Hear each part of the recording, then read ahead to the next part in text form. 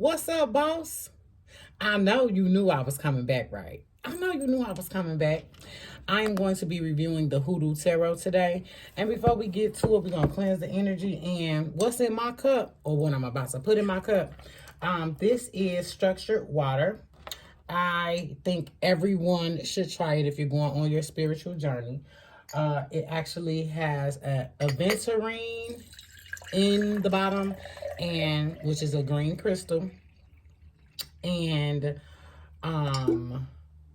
green frankincense.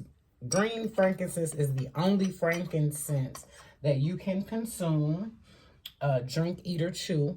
You just put it in water, leave it overnight, or however long you want to, and it tastes a little citrusy. Okay, I'm about to get to the deck in 1 minute, but I had to take a sip.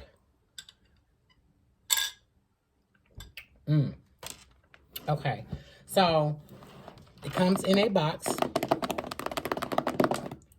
for my ASMRers, and it is a slide box. I have a thing about boxes, okay? I love boxes.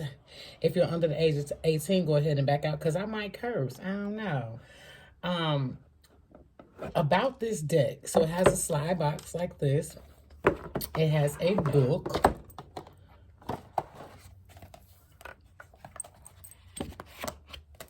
It is not colored, okay, but it has some great stories in here that relates to the cards. Okay, so I'm going to get into, there are some of the cards that are in the deck, and I'm going to get to what I liked about the deck and what I don't like about the deck. It comes two-sided. I don't know how I feel about that. It's okay, you know, but it's not an expensive deck. So what do you expect? I'm gonna sit this here.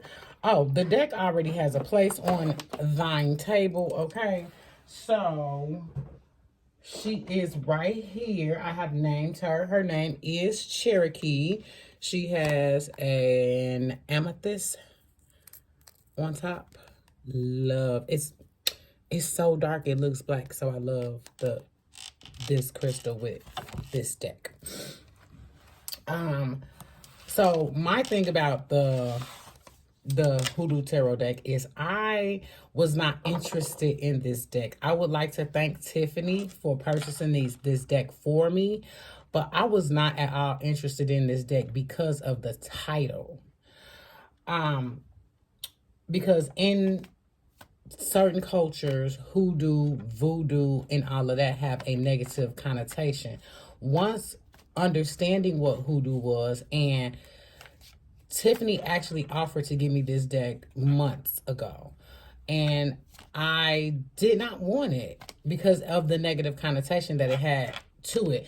I also remember another deck that I did not want because of the negative connotation that went along with it. It was the Santa Morte, and I was like, I do not want that deck. I'm not interested in it, and I ended up falling in love with it. So this is one of those decks that I did not want at first. Once I don't know what I saw that made me want it. I'm really interested in the backs of the decks, and this did not appeal to me at all. I'm not really interested in darker backs. It's more to it than that, but this is the back of the deck.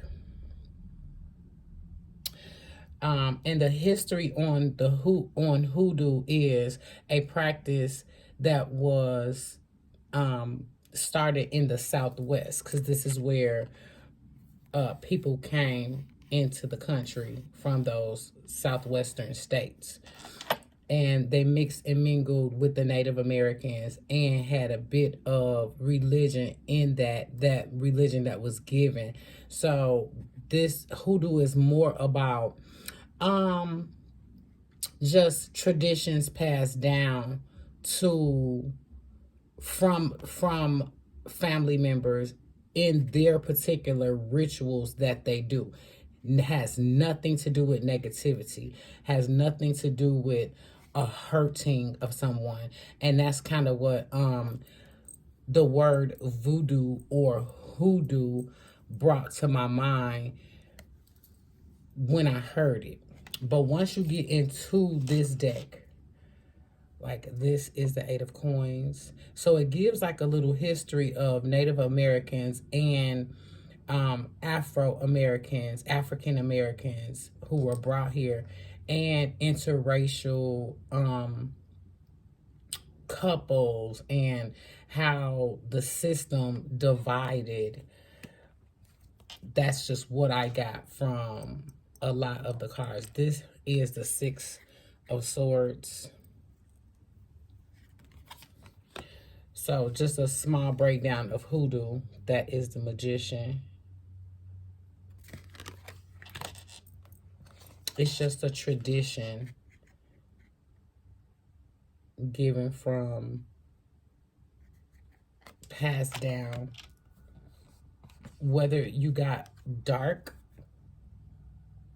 or you got light, it was still a tradition that was passed down. That is the Son of Sticks, which is Wands. Sticks is Wands. Here is the Hierophant. And they have such amazing stories in the book. I am not a book reader of the tarot. Like tarot decks, I typically do not read the books for them because it all ends up getting, that is the wheel.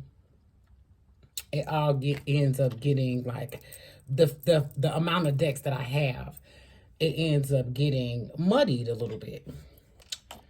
And there she go. There she go. Big Queen. I love the Empress. So it was basically about just passed down from these days.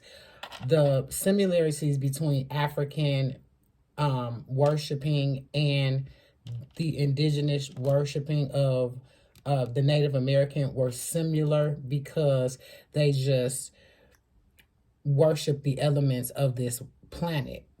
I want to just read a little bit of the Empress card. That's like my favorite card of the deck. And the image is a carnival Indian queen smiles as she displays her Black Hawk bucket. The tradition of carnival Indians in New Orleans as we know them today dates back to the early 18th century when enslaved Africans arrived in Louisiana. Many of them sought refuge among the indigenous people and were offered it. As a result, the cultures and bloodlines mix, and their descendants still pay homage to the spirit of love, freedom, friendship, and resistance that brought their ancestors together. This thereby made the carnival Indian a symbol of boundless beauty and invincibility. So when we get the Big Queen card, it appears, if it appears in a reading, you are being asked to consider your roots in regards to Mother Wit. What would your ancestors say about whatever is going on in your life? What advice would they give? How would they handle the situation? The wisdom of our mothers is a portal to the past. That doesn't mean that you must do things exactly as they did or perceive the world exactly as they perceived it, because that would be impossible. What it does mean is that they should be given an opportunity to speak to you via your consideration. This not only connects us with the woman in our bloodline, but also with nature as a whole. The change of the seasons and the cycles of birth, death, and decay will always be, but it is a space between the Big Queen, between that a Big Queen inhibits. It is the spirit of continuity and the joy that its true comprehension brings that ensure nothing is ever truly lost, even if it can't be found for now. Therefore, there is always abundance, always beauty, and always a reason to celebrate. So stories like that in this book just really drew me to the book. Okay, let me also show you. So this is the thing that I do not like about the deck. When you look at these pictures, you have such vivid, or I'll say you have more vivid than the actual picture. This comes off as a little dark to me. That's what I did not like about it, is that this picture is just a little bit, this picture is a little bit lighter than this picture. And so the deck does look as in it lacks color. I think that they could have popped just a little bit more on some of the things, although it is coming from an old-fashioned place. So I kind of think that's just my, like, this is the Daughter of Knives. Knives is swords, sticks is wands, baskets is hearts. And let me see if I can get, now see, I do like that, but it is still darker than what it looks like on the book. So I think just a little more, I think they were going for like antique-y, vintage, but it still could have had a little brighter to give a little more detail. Of course, that is Justice. It is Dr. Buzzard. The World card is the Garden. So those are our majors. Like the major in the Empress was the Big Queen. The Six of Sticks is Wands. Let me see if I can get that. And the Pentacles is Coins.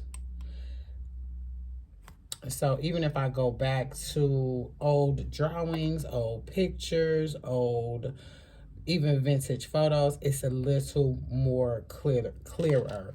The images here are a little muddy, but I do like the artistry.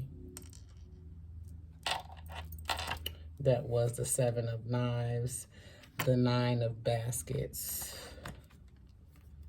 the Three of Baskets. So it is not in order. Okay, now let's get down to it.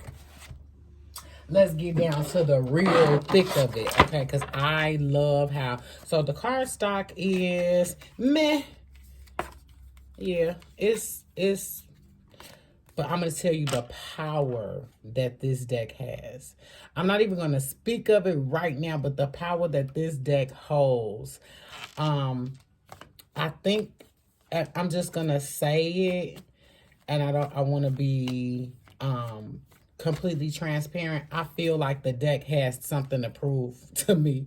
I don't know how you connect with your decks, but I feel like every time I use it, it has become one of my favorites to give the chunkiest, bulkiest, meatiest reading. So and all tarot readers do have that, where it's like, okay, this is my favorite for now.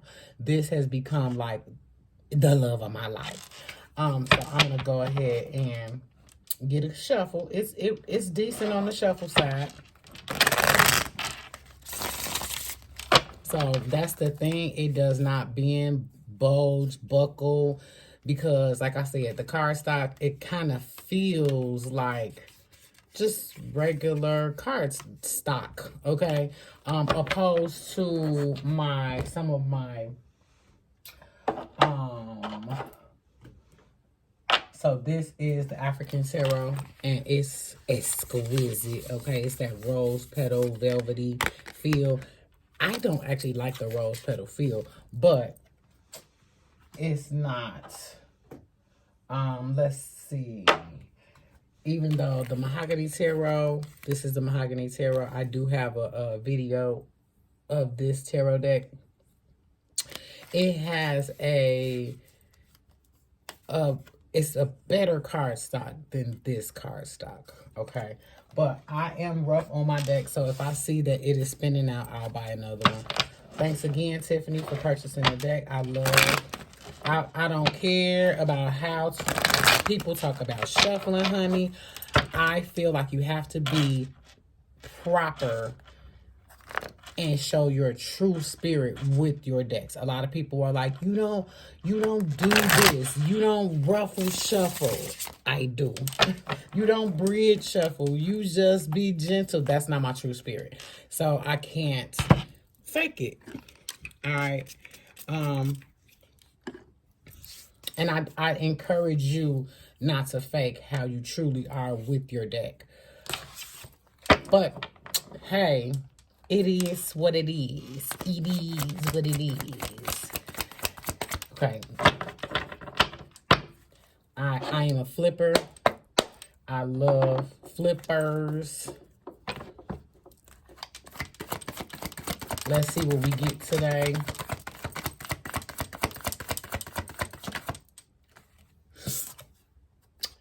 And we got the Chariot. The Chariot is a card of reprieve. The Chariot is take a load off, take a break, step back, surrender, allow divine to take over, to take you where you need to be. I absolutely love this card. That is the Chariot. It's called Railroad Bill. And I absolutely love it. Just to show you what actually flipped over again, or as well with those cards, is the Hangman and Temperance. And that was the thing that I was saying about this deck, is it's very, very like, it gives me the message of who I'm talking to, like how much work or spiritual work has been done and how much work needs to be done. So I absolutely love the deck. It is very aggressive, and like, that's the Mother of Cups. Love that. Queen of Cups, setting boundaries, allowing yourself to nurture, as well as setting the boundaries and not being a pushover, not letting, but still giving love. And then we have the Page of Wands. So yeah, I absolutely love the way the decks give me messages. And the Hermit. I'm not going to read on here, but I just want to show you. That's the Hermit, which was the last card out. Introspection. Daughter of Wands. Page of Wands. And Mother of Baskets. So if you are a tarot reader, tell me what that says. We got the Chariot, the Queen of Cups, the Page of Wands, and the Hermit. Put it in the comments below what you think that reading just told you, but I'm not here to give readings. If you would like a personal reading, check my other channel out and catch me on my live over there. Thank you for being here. Thank you for stopping by. Thank you for pulling up on what that deck do. Like I said, I absolutely love the deck, the powerful messages that it brings to me. I like the connotation that it has, even though I did not like the backs of these decks. This is considered the Southwest, and that's how Africans landed here, and they interacted with the Native Americans, and they shared spiritual practices and worship. And so that's one of the things that is so powerful about getting to know our forefathers and mothers. All right, that's it, and we out of here. Oh, there's the Lovers. It's called Courting. All right, until next time. Let me see, what's the next deck I'm going to show you guys. Okay, I'm going to go with the Intuitive Knight Goddess deck will be next. I love this deck. I hope you come back so you can see it. All right. Until next time, I'll be back.